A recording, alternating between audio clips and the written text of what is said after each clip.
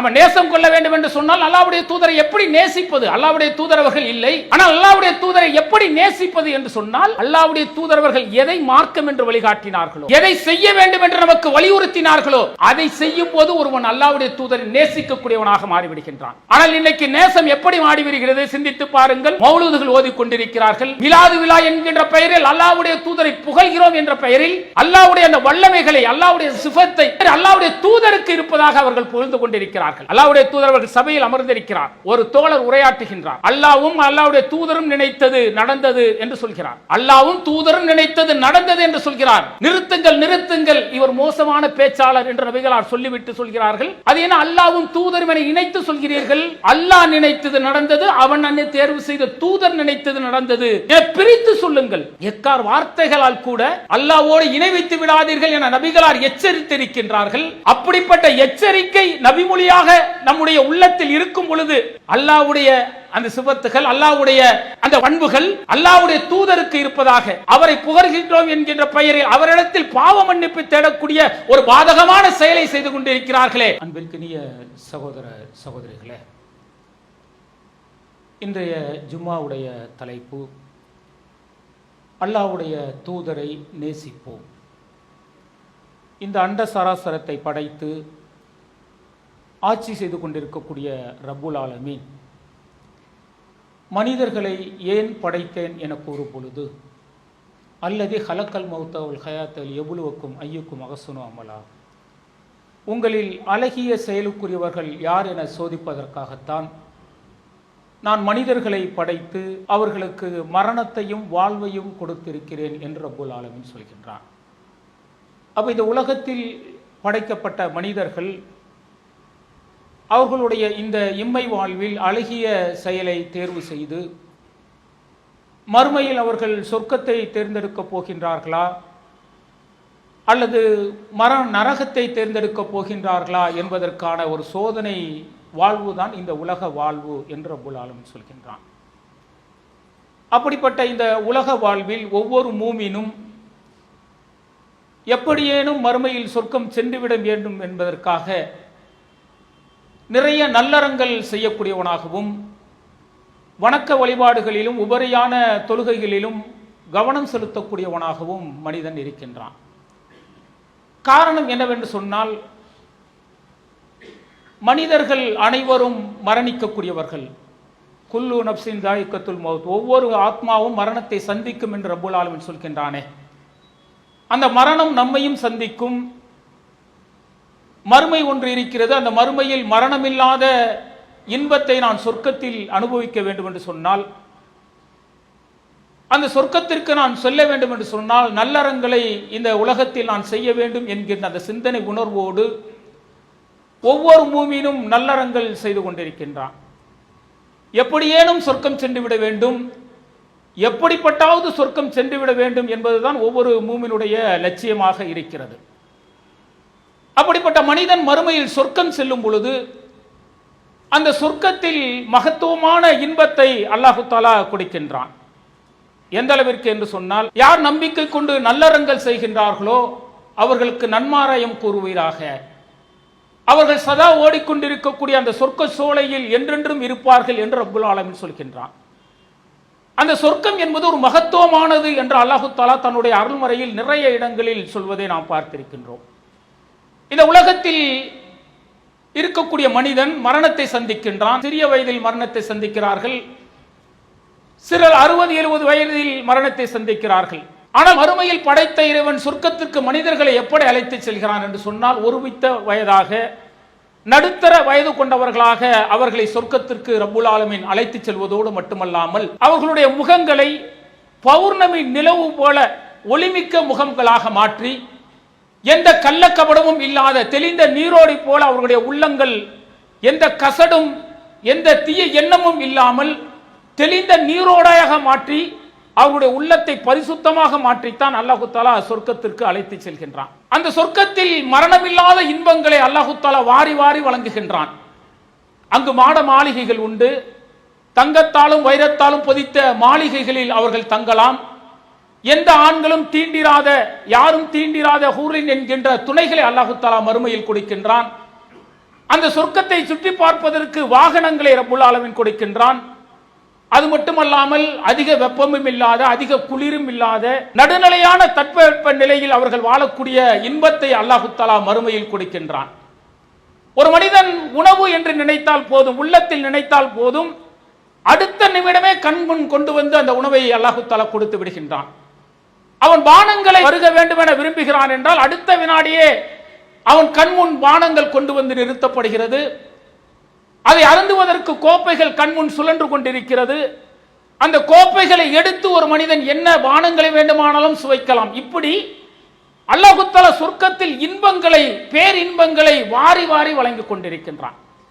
அதில் மரணம் இல்லாத இன்பங்களை மட்டுமே சொர்க்கத்திற்கு செல்லக்கூடிய மனிதன் அனுபவித்துக் கொண்டிருக்கின்றான். அல்லாஹ் தஆலா கொடுக்கக்கூடிய சொர்க்கம் என்பது மிக உயர்ந்தது, வார்த்தைகளால் சொல்ல முடியாது, உணர்வுகளால் உணர முடியாது. அப்படிப்பட்ட ஒரு சொர்க்கம் இருக்கிறதே, அந்த சொர்க்கத்தில் ஒரு மனிதனுக்கு பேரின்பத்திலும் பேரின்பம் எதுவென்று சொன்னால் அவனுக்காக அனுப்பப்பட்ட தூதர் இருக்கின்றாரே, அந்த தூதரோடு அவன் அந்த சொர்க்கத்தில் இருக்கக்கூடிய வாய்ப்பை ஒரு அடியான் பெற்றுவிட்டான் என்று சொன்னால் அது வார்த்தைகளால் சொல்ல முடியாத ஒரு இன்பம், உணர்வுகளால் உணர முடியாத ஒரு இன்பம். நமக்காக அனுப்பப்பட்ட தூதர், அந்த தூதரோடு இந்த பூமியில் வாழக்கூடிய வாய்ப்பை படைத்த ரப்புல் ஆலமீன் நமக்கு இங்கு வழங்கவில்லை. ஆனால் மறுமையில் அந்த தூதரோடு இருப்பதற்கான வாய்ப்புகள் இருக்கிறது. அந்த வாய்ப்புகளை நீங்கள் பெற வேண்டும் என்று சொன்னால் இந்த பூமியில் நீங்கள் செய்யக்கூடிய நல்லறங்கள் இருக்கிறதே, நீங்கள் பேண வேண்டிய நல்லொழுக்கங்கள் இருக்கிறதே, அது உங்களை மறுமையில் அந்த தூதரோடு இணைந்து வைக்கக்கூடிய, சேர்ந்து வாழக்கூடிய வாய்ப்பை தரும் என்று அல்லாஹ் தஆலா சொல்கின்றான். இந்த தூதர் யாராம்? வமா அர்சல்னாக்க இல்லா ரஹ்மத்தல் லில் ஆலமீன். இந்த அகிலத்தாருக்கெல்லாம் ஒரு அருட்கொடையாக இந்த தூதரை நான் அனுப்பியிருக்கிறேன் என்று ரப்புல் ஆலமீன் சொல்கின்றான். யாரா இவர்? இந்த உலகத்துக்கெல்லாம் ஒரு அருட்கொடை என்கின்றான். அருட்கொடை என்றால் என்ன? நாம் வானத்தை பார்க்கின்றோமே, அது ஒரு அருட்கொடை. வானிலிருந்து அல்லாஹ் தஆலா மலையை பொழிய வைக்கின்றானே, அது ஒரு அருட்கொடை. நாம் பூமியில் வாழ்கின்றோமே, இந்த பூமி ஒரு அருட்கொடை. வானிலிருந்து பொழியக்கூடிய மழை இந்த பூமியில் இரண்டர கலந்து பயிர்களையும் மரங்களையும் வளர செய்கிறதே, அது ஒரு அருட்கொடை. நாம் காற்றை சுவாசிக்கின்றோமே, அது ஒரு அருட்கொடை. அதுபோல இந்த தூதர் யாராம்? நான் இந்த அகிலத்தாருக்கெல்லாம் கொடுத்த ஒரு அருட்கொடை என்று ரப்புல் ஆலமீன் சொல்கின்றான். அப்ப அருட்கொடை என்றால் எப்படி இருக்க வேண்டும்? அல்லாஹ்வுடைய தூதரை உளமாற நேசிக்க வேண்டும். யார் நேசிக்கின்றார்களோ, நேசத்துக்குரியவர்களாக இருக்கின்றார்களோ, அவர்கள் மறுமையில் சொர்க்கத்தில் அந்த தூதர்களோடு இருக்கக்கூடிய ஒரு அற்புதமான வாய்ப்பை அடியார்களுக்கு அல்லாஹ் தஆலா கொடுக்கிறான் என்று சொன்னால் அது எந்தெந்த வாய்ப்புகளில் கிடைக்கிறது? அந்த தூதரோடு நான் இருக்க வேண்டும் என்று சொன்னால் என்னுடைய இம்மை வாழ்க்கையில் நான் எதையெல்லாம் பேண வேண்டும் என்பதை ஒரு மூமின் தெரிந்து கொள்வது மிக மிக அவசியமானது. அல்லாஹ் தஆலா அருள்மறையில் சொல்கின்றான், என்னுடைய அடியார்களே, உங்களுடைய தந்தைகளோ, உங்களுடைய குழந்தைகளோ, அல்லது உங்களுடைய மனைவிகளோ, உங்களுடைய சகோதரிகளோ, அல்லது நீங்கள் ஈட்டக்கூடிய வியாபாரமோ, அல்லது உங்களுக்கு பாதுகாப்பு திறமென நம்பிக்கொண்டிருக்கின்றீர்களே அந்த இல்லமோ, இதை காட்டிலும் நீங்கள் அல்லாஹ்வையும் அல்லாஹ்வுடைய தூதரையும் நேசிக்க வேண்டும். அல்லாஹ்வின் வழியில் அறப்போரில் உங்களுடைய உயிரையும் பொருளாதாரத்தையும் நீங்கள் தியாகம் செய்ய வேண்டும். அப்படி இல்லை என்று சொன்னால் படைத்த இறைவனிடத்திலிருந்து கட்டளை வரும், வேதனை வரும், எதிர்பார்த்து காத்திருங்கள் என்று அல்லாஹ் தஆலா எச்சரிக்கின்றான். இந்த உலகத்தில் கிடைக்கக்கூடிய எந்தவித இன்பங்களாக இருந்தாலும் சரி, அது மனைவியாக இருந்தாலும் சரி, மக்கள் செல்வமாக இருந்தாலும் சரி, உற்றார் உறவினராக இருந்தாலும் சரி, எனக்கு லாபம் தரக்கூடிய வியாபாரமாக இருந்தாலும் சரி, பாதுகாப்பு தரக்கூடிய இல்லமாக இருந்தாலும், அதையெல்லாம் காட்டி நான் அல்லாஹ்வையும் அல்லாஹ்வுடைய தூதரையும் நேசிக்கின்றேன். அல்லாஹ்வின் வழியில் என்னுடைய உயிரையும் பொருளாதாரத்தை நான் தருவேன் என்று எந்த மூமின் இருக்கின்றானோ அவன் தான் உண்மை இறை விசுவாசி, ஈமான் கொண்டவன் என்று அல்லாஹ்வும் அல்லாஹ்வுடைய தூதரவர்களும் சொல்கிறார்கள் என்று சொன்னால் இந்த உலக வாழ்வு என்பது அற்பமானது. வமல் ஹயாத்து துன்யா இல்லா மதாவுல் குரூர். அற்பத்திலும் அற்பம்ங்கிறார் ரப்புல் ஆலமீன். இது நிரந்தரமானது அல்ல, மறுமைதான் நிரந்தரமானது, அது மரணம் இல்லாதது. அந்த மரணம் இல்லாமல் ஒருவன் நரகத்திற்கு சென்று விட்டால் மரணம் இல்லாத வேதனையை மட்டுமே அனுபவித்துக் கொண்டிருப்பான். ஆனால் ஒருவன் நல்லறங்களை செய்து மறுமையில் சொர்க்கத்திற்கு சென்று விட்டால் அந்த சொர்க்கத்தில் இன்பங்களை மட்டுமே அனுபவித்துக் கொண்டிருப்பான். அதுவும் தூதரோடு இருக்கக்கூடிய இன்பம் என்பது பேரின்பத்திலும் பேரின்பம். ஒரு நபி தோழர் வருகிறார், சௌபான் ரலியல்லாஹு அன்ஹு அவர்கள். அல்லாஹ்வின் தூதரே, நான் உங்களோடு இந்த பூமியில் வாழ்ந்து கொண்டிருக்கின்றேன். உங்களை பார்க்க வேண்டும் நினைத்தால் ஓடோடி வந்து பார்க்கின்றேன். உங்களிடத்தில் பேச வேண்டும் என்று நினைத்தால் நான் ஓடோடி வந்து பேசுகின்றேன். அந்த வாய்ப்பு எனக்கு அல்லாஹ் தஆலா இம்மையில் கொடுத்திருக்கின்றான். ஆனால் அல்லாஹ் தஆலா மறுமையில் சொர்க்கத்தை 100 படித்தளங்களாக வைத்திருக்கின்றான். அந்த 100 படித்தளங்களில் நீங்கள் ஒரு இடத்தில், நான் ஒரு இடத்தில் இருந்தால் மறுமையில் உங்களோடு இருக்கக்கூடிய வாய்ப்பு இல்லாமல் போய்விடுமே. அல்லாஹ்வின் தூதரே, நான் உங்களோடு மறுமையிலும் சொர்க்கத்தில் இருக்க வேண்டும், அதற்கு நான் என்ன செய்ய வேண்டும்? ஒரு நபித்தோழரின் கேள்வி. அல்லாஹ்வுடைய தூதர் அவர்கள் சொன்னார்கள், என்னோடு நீங்கள் மறுமையில் சொர்க்கத்தில் இருக்க வேண்டுமா? அதிகம் அமல்கள் செய்யுங்கள், நல்லறங்கள் செய்யுங்கள். அமல்கள் செய்வதன் மூலமாகவும் நல்லறங்கள் செய்வதன் மூலமாகவும் மறுமையில் என்னோடு நீங்கள் சொர்க்கத்தில் இணைந்திருக்கலாம். தோழருக்கு நபிகளார் அவர் சொன்ன அறிவுரை என்று சொன்னால், நம்முடைய வாழ்வில் நிறைய நற்காரியங்கள், நல்ல செய்திகள், நல்ல செயல் திட்டங்கள் நம்முடைய வாழ்வில் பிரதிபலிக்க வேண்டும். அதிகம் அமல்கள் செய்ய வேண்டும். அப்படி செய்யும் போது அல்லாஹ்வுடைய தூதரோடு இருக்கக்கூடிய ஒரு வாய்ப்பு கிடைக்கிறது என்று சொன்னால், அதை பயன்படுத்திக் கொள்வதற்கு, அதை தேடுவதற்கு நாம் தயாராக வேண்டும். உமர் ரலியல்லாஹு அவர்கள் அல்லாஹ்வுடைய தூதரத்தை பிடித்துக் கொண்டிருக்கிறார். உமர் ரலியல்லாஹு அவர் சொல்கின்றார்கள், அல்லாஹ்வின் தூதரே, என்னை விட இந்த உலகத்தில் கிடைக்கக்கூடிய அத்தனை இன்பங்களை காட்டிலும் நீங்கள் எனக்கு உயர்ந்தவர்கள், நான் உங்களை நேசிக்கிறேன் என்று சொல்கிறார்கள்.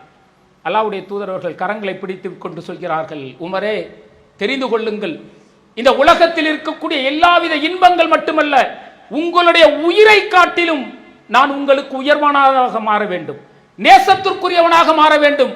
அப்படி மாறவில்லை என்று சொன்னால் நீங்கள் உண்மை மூமினாக, இறை விசுவாசியாக ஆக முடியாது. உமர் அலி அவர்கள் நபிகளார் அவர்கள் சொல்கிறார்கள். அடுத்த நாடியே உமர் அலி அவர்கள் சொல்கிறார்கள், அல்லாஹ்வின் மீது சத்தியமாக இந்த உலகத்தில் கிடைக்கக்கூடிய அத்தனை இன்பங்களை காட்டிலும், என்னுடைய உயிரை காட்டிலும் நபிகளாரே, நான் உங்களை நேசிக்கிறேன் என்று அல்லாஹ்வுடைய தூதரிடத்தில் உமர் அலி அவர்கள் சொல்கிறார்கள் என்று சொன்னால் என்ன காரணம்? அல்லாஹ்வுடைய தூதரை உளமாற நேசித்தார்கள். மறுமையிலும் தூதரோடு இருக்கக்கூடிய வாய்ப்பினை பெற வேண்டும் என்பதற்காக எதை வேண்டுமானாலும் தருவதற்கு தயாரானார்கள். அனஸ் ரலியல்லாஹு அவர்கள் அறிவிக்கிறார்கள், ஒரு தோழர் வருகிறார், அல்லாஹ்வின் தூதரே, மறுமை எப்பொழுது வரும் என்று கேட்கிறார். அல்லாஹ்வுடைய தூதர் கேட்கிறார்கள், மறுமைக்காக நீங்கள் என்ன சேர்த்து வைத்திருக்கிறீர்கள், என்ன நல்லறங்களை நீங்கள் செய்திருக்கிறீர்கள்? நான் உங்களை உளமாற நேசிக்கின்றேன், அல்லாஹ்வை உளமாற நேசிக்கின்றேன், நான் மறுமைக்காக நான் என்ன செய்ய வேண்டும் என்று கேட்டும் போது நபிகளார் அவர்கள் சொல்கிறார்கள், நீங்கள் இந்த பூமியில் யாரை நேசிக்கிறீர்களோ அவர்களோடு மறுமையில் இருப்பீர்கள் என்று சொன்ன பொழுது அந்த தோழர் சொல்கின்றார், அல்லாஹ்வின் தூதரே, நான் உங்களை நேசிக்கின்றேன், இதோ இருக்கிறாரே அபூபக்கர், அவரை நேசிக்கின்றேன், இதோ நிற்கிறாரே உமர், அவரை நேசிக்கின்றேன் என்று சொன்ன பொழுது அந்த தோழர் சொல்கின்றார், அன்றைக்கு நான் பட்ட சந்தோஷம் போல என்னுடைய வாழ்வில் நான் சந்தோஷத்தை பெற்றதே கிடையாது. தூதரோடு நேசிக்கக்கூடியவரோடு மறுமையில் இருப்பேன் என்று சொன்னால், அந்த மகத்துவமான வாய்ப்பு எனக்கு கிடைக்கிறது என்று சொன்னால், நான் எதையும் தருவதற்கு தயார் என்று அந்த தோழர் தயாரானார் என்று சொன்னால், நேசத்தை அப்படி வெளிப்படுத்தினார்கள். அல்லாஹ்வுடைய தூதரோடு இருக்கும் பொழுது ஒவ்வொரு நாளும் வஹி வரும், அந்த வஹி எங்களுக்கு உபதேசமாக சொல்வார்கள். அந்த உபதேசத்தை எங்களுடைய வாழ்வில் நாங்கள் ஏந்தி நிறைய மாற்றங்களை ஏற்படுத்திக் கொள்வோமே. அந்த தூதரோடு மறுமையில் இருப்பதற்கு என்னென்ன வழிகள் இருக்கிறது என்ற அந்த தேடுதல்களை தோழர்கள் செய்தார்கள். ஏன் என்று சொன்னால், அல்லாஹ்வுடைய தூதரோடு இருப்பதற்கு எதையும் இழப்பதற்கு அந்த தோழர்கள் தயாரானார்கள். தூமினு பில்லாஹி வ ரசூலிஹி வதுஜாகிதூன ஃபி சபீலில்லாஹி வ அம்வாலிக்கும் அன்ஃபுசிக்கும் தாலிக்கும் கைருல் லக்கும் இன் குன்தும் தஅலமூன். அல்லாஹ்வையும் தூதரையும் நேசித்து உங்களுடைய பொருளையும், உங்களுடைய பொருளாதார, உங்களுடைய உயிரையும் நீங்கள் அல்லாஹ்வின் வழியில் செலவு செய்தால், அறிந்தால் நீங்கள் தான் மகத்துவம் மிக்கவர்கள் என்று அல்லாஹ் தஆலா சொல்கின்றான். யார் அல்லாஹ்வையும் அல்லாஹ்வுடைய தூதரையும் நேசித்து அவர்களுடைய பொருளாதாரத்தையும் அவர்களுடைய அந்த உயிரையும் அல்லாஹ்வின் வழியில் செலவு செய்தால், அறிந்தவர்களாக இருந்தால் நீங்கள் தான் மகத்துவம் மிக்கவர்கள் என்ற அருள்மறை வசனம் அந்த தூதருடைய தோழர்களுடைய உள்ளத்தில் நிறைய மாற்றங்களை ஏற்படுத்தியது. எப்போதெல்லாம் தூதரோடு இருக்கக்கூடிய வாய்ப்பு கிடைக்கிறது என காத்து கொண்டிருந்த தோழர்கள், உஹது போர்க்களம், அல்லாஹ்வுடைய தூதர் அவர்களை எதிரிகள் நெருங்கி விட்டார்கள் தாக்குவதற்கு. நபிகளார் அவர்கள் சொல்கிறார்கள், தோழர்களே, இதோ என் முன் எதிரிகள் நெருங்கி வந்து விட்டார்கள், எனக்கு முன் நின்று போர் செய்து உயிர் தியாகம் செய்யக்கூடிய தோழர்கள் யார்? அப்படி உயிர் தியாகம் செய்யக்கூடிய தோழர்கள் மறுமையில் என்னோடு சேர்ந்திருப்பார்கள், அந்த வாய்ப்பை பெறக்கூடிய தோழர்கள் யார் என நபிகளார் சொன்ன மாத்திரத்தில் 7 அன்சாரி தோழர்கள் அந்த உஹது களத்திலேயே மரணித்தார்கள். என்றால் என்ன காரணம்? தன்னுடைய உயிர் அல்லாஹ்வுடைய தூதருக்காக, இந்த மார்க்கத்திற்காக அர்ப்பணிக்கும் பொழுது மறுமையில் தூதரோடு இருக்கக்கூடிய வாய்ப்பு கிடைக்கிறதே, அதற்காக எதை வேண்டுமானாலும் தருவதற்கு அந்த தோழர்கள் தயாரானார்கள் என்று சொன்னால், இதுதான் அல்லாஹ்வை நேசிப்பது. அல்லாஹ்வுடைய தூதரை நேசிப்பது என்பது எது? தன்னுடைய பொருளாதாரத்தை அல்லாஹ்வின் வழியில் வாரி வழங்குவது, தான் பெற்ற உயிரை, அல்லாஹ் கொடுத்த உயிரை அந்த தூதர் காட்டி தந்த வழிமுறைப்படி தியாகம் செய்வது, இதற்காக அந்த தோழர்கள் தயாரானார்களே, இதுதான் உண்மையான நேசம். நம்ம நேசம் கொள்ள வேண்டும் என்று சொன்னால் அல்லாஹ்வுடைய தூதரை எப்படி நேசிப்பது? அல்லாஹ்வுடைய தூதர் அவர்கள் இல்லை. ஆனால் அல்லாஹ்வுடைய தூதரை எப்படி நேசிப்பது என்று சொன்னால், அல்லாஹ்வுடைய தூதர் அவர்கள் எதை மார்க்கம் என்று வழிகாட்டினார்களோ, எதை செய்ய வேண்டும் என்று நமக்கு வலியுறுத்தினார்களோ, அதை செய்யும் போது ஒருவன் அல்லாஹ்வுடைய தூதரை நேசிக்கக்கூடியவனாக மாறிவிடுகின்றான். ஆனால் இன்னைக்கு நேசம் எப்படி மாறிவிடுகிறது சிந்தித்து பாருங்கள். அல்லாஹ்வுடைய தூதரை நேசிக்கிறோம் என்கிறார்கள், மௌலூதுகள் ஓதிக் கொண்டிருக்கிறார்கள், மிலாது விழா என்கின்ற பெயரில் அல்லாஹ்வுடைய தூதரை புகழ்கிறோம் என்ற பெயரில் அல்லாஹ்வுடைய அந்த வல்லமைகளை, அல்லாஹ்வுடைய சிஃபத்தை மனிதர் அல்லாஹ்வுடைய தூதருக்கு இருப்பதாக அவர்கள் புகழ்ந்து கொண்டிருக்கிறார்கள். அல்லாஹ்வுடைய தூதர் அவர்கள் சபையில் அமர்ந்திருக்கிறார். ஒரு தோழர் உரையாற்றுகின்றார். அல்லாஹ்வும் அல்லாஹ்வுடைய தூதரும் நினைத்தது நடந்தது என்று சொல்கிறார்.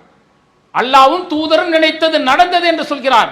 நிறுத்துங்கள் நிறுத்துங்கள், இவர் மோசமான பேச்சாளர் என்று நபிகளார் சொல்லிவிட்டு சொல்கிறார்கள். அது என்ன அல்லாஹ்வும் தூதரும் என இணைத்து சொல்கிறீர்கள்? அல்லாஹ் நினைத்தது நடந்தது, அவன் அன்னை தேர்வு செய்த தூதர் நினைத்தது நடந்தது என பிரித்து சொல்லுங்கள். எக்கார் வார்த்தைகளால் கூட அல்லாஹ்வோடு இணை வைத்து விடாதீர்கள் என நபிகளார் எச்சரித்திருக்கின்றார்கள்.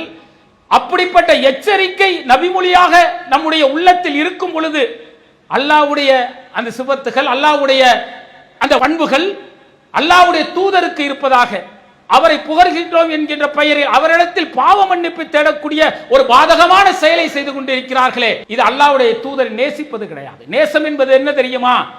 ஒரு மனிதன் பிறந்ததிலிருந்து மரணிக்கிற வரை நபிகளார் எப்படி இருக்க வேண்டும் என்ற வழிகாட்டுதலை கற்றுக் கொடுத்திருக்கிறார்கள். நான் காலணி அணிகின்றேன், நபிகளார் எப்படி அணிந்தார்கள் என்னால் தெரிந்து கொள்ள முடியும். ஆதாரமான ஹதீசுகள் இருக்கிறது. நான் உறங்க செல்கின்றேன், எப்படி உறங்க வேண்டும் நபிகளார் கற்றுக் கொடுத்திருக்கிறார்கள். நான் காலையில் விழிக்கின்றேன், விழிக்கும் பொழுது நான் எப்படி இருக்க வேண்டும், என்னுடைய நாவுகள் என்ன உச்சரிக்க வேண்டும் நபிகளார் கற்றுக் கொடுத்திருக்கிறார்கள். நான் மரண தருவாயில் என்னுடைய நாவுகள் என்ன சொல்ல வேண்டும் நபிகளார் கற்றுக் கொடுத்திருக்கிறார்கள். இதை ஒரு மனிதன் பின்பற்றும் போது அல்லாஹ்வுடைய தூதரை நேசிக்கக்கூடியவனாக மாறிவிடுகின்றான். நேசம் என்பது அப்படித்தான் இருக்க வேண்டும். இந்த உலகத்தில் கிடைக்கக்கூடிய அற்பமான இன்பங்களுக்காகவோ, அல்லது இன்று செய்கின்றோம் அல்லது இது கடைசியாக வைத்துக் கொள்கின்றோம், அடுத்த முறையிலிருந்து நான் அல்லாஹ்வுடைய தூதர் காட்டி தந்த வழிமுறைப்படி நடந்து கொள்கிறேன் என்று சொன்னால் உண்மை மூமினாக அல்லாஹ்வுடைய தூதரை நேசிக்கக்கூடிய மனிதனாக இருக்க முடியாது. கைபர் போர்க்களம் காலையிலிருந்து மாலை வரை நபி தோழர்கள் மிகவும் களைத்து போயிருக்கிறார்கள். அந்த போரில் கலந்து கொண்டு மிக கடுமையான போர், தாகத்தால் தவிக்கிறார்கள், பசியால் பரிதவிக்கிறார்கள். மாலையில் அல்லாஹ் தஆலா அந்த போரில் வெற்றியை கொடுத்து விட்டான். மாலை நேரம் நெருங்கி விட்டது. பசியை போக்குவதற்கும் தாகத்தை தீர்ப்பதற்கும் உணவுகள் தயார் செய்யப்பட அந்த தோழர்கள் தயாராகிறார்கள். அடுப்பு பற்ற வைக்க விட்டு விட்டது.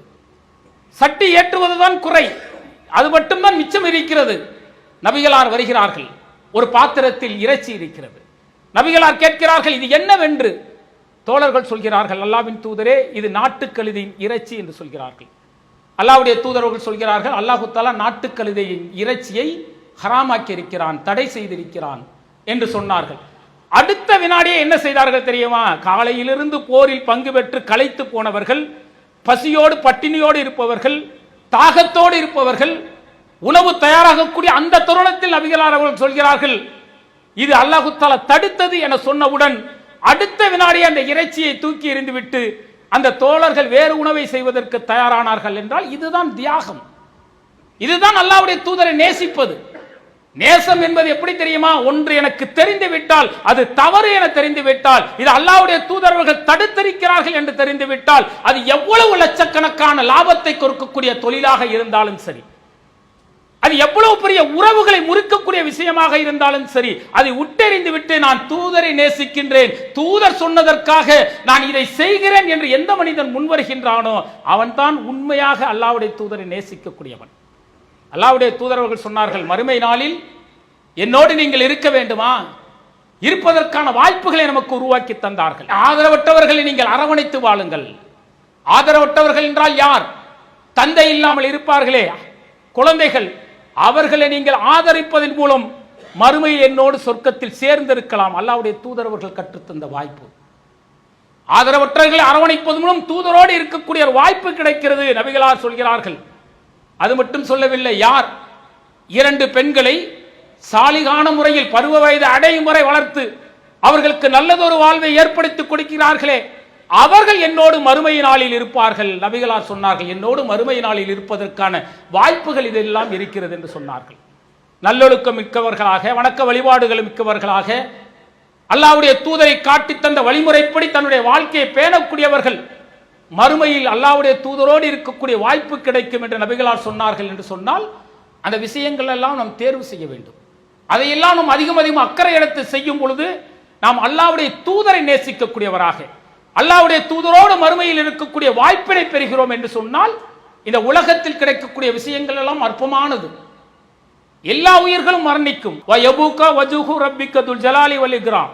நித்திய ஜீவனாக ரப்புல் ஆலமீன் மட்டும் தான் இருப்பான். அவனால் படைக்கப்பட்ட அத்தனை ஜீவராசிகளும் மரணித்துவிடும். அவனுடைய அர்சை சுமக்கக்கூடிய வானவர்கள் மரணிப்பார்கள். அவனால் படைக்கப்பட்ட ஜின்கள் மரணிப்பார்கள். அவனால் படைக்கப்பட்ட அத்தனை ஜீவராசிகளுக்கும் மரணம் இருக்கிறது.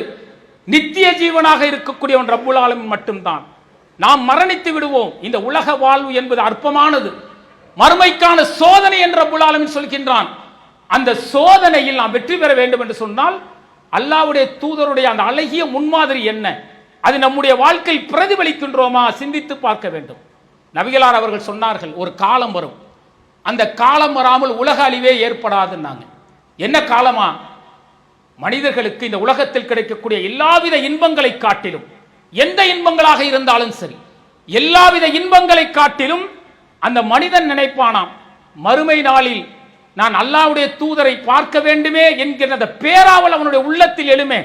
அந்த எண்ணம் மனிதர்களுக்கு எழாத வரை கியாம நாளே கிடையாது, உலக அழிவே கிடையாது. நாங்கள் ஒவ்வொரு அடியானும் நினைப்பானாம், நான் அல்லாஹ்வுடைய தூதரை பார்க்க வேண்டுமே, அல்லாஹ்வுடைய தூதரை பார்க்க வேண்டுமே என்ற பேராவல் ஒவ்வொரு அடியானுக்கும் எழுமே.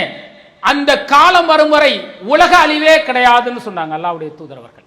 அவ எப்படிப்பட்ட ஒரு அற்புதமான வாய்ப்பு மனிதருக்கு கிடைக்கிறது என்று சொன்னால், அல்லாஹ்வுடைய தூதர் எதை எல்லாம் செய்ய சொன்னார்களோ அதை செய்யும் பொழுது அல்லாஹ்வுடைய தூதரோடு இருக்கக்கூடிய வாய்ப்பு கிடைக்கிறது. நம்மை நேர்வழிப்படுத்தியவர் காட்டு மிராண்டி காலமாக இருந்த காலத்தில் தான் அல்லாஹ்வுடைய தூதரை அல்லாஹ் தஆலா தேர்வு செய்தான். எப்படிப்பட்ட காலம் அது?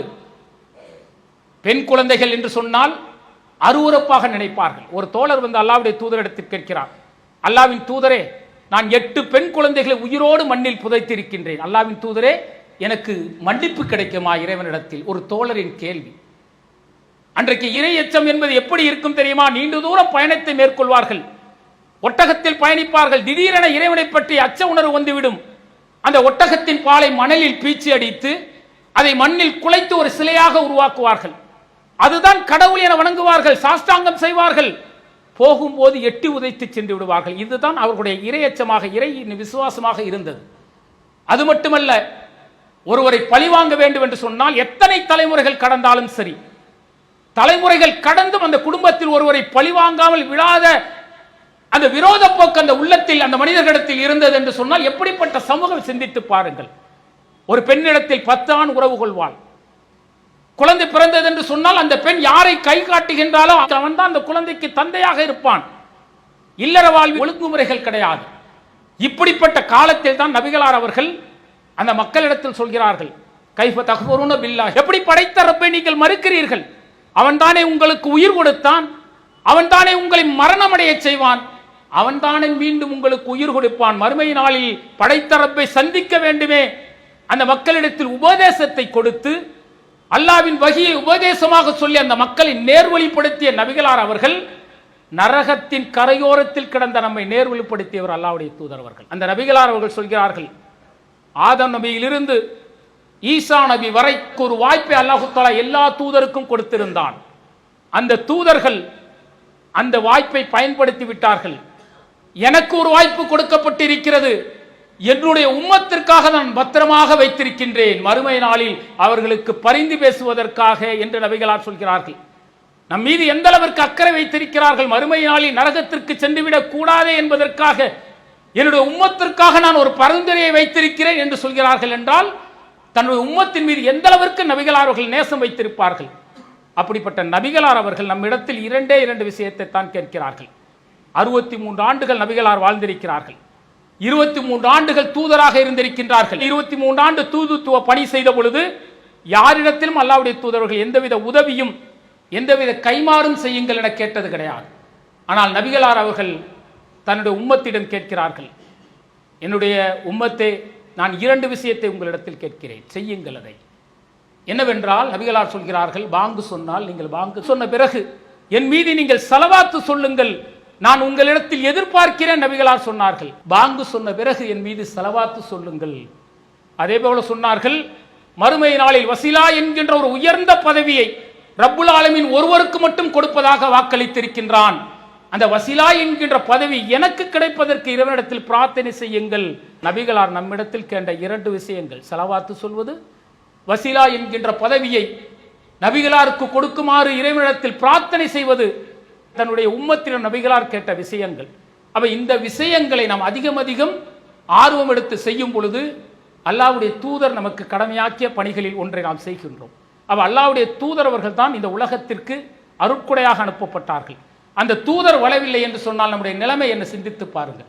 எனவே நம்முடைய வாழ்வில் ஒவ்வொரு நிலைகளிலும் அல்லாஹ்வும் அல்லாஹ்வுடைய தூதரும் என்ன வழிகாட்டி இருக்கிறார்கள், தூதரோடு இருப்பதற்கு எப்படிப்பட்ட வாழ்வை நாம் அமைத்துக் கொள்ள வேண்டும் என்பதை தெரிந்து கொண்டு நம்முடைய வாழ்க்கை முறை அமைத்துக் கொண்டோம் என்று சொன்னால் மறுமை மகத்துவமாக இருக்கும் என்று கூறி என்னுடைய இந்த முதல் உரையை நிறைவு செய்கின்றேன். அல்லாஹு அக்பர், அல்லாஹு அக்பர்.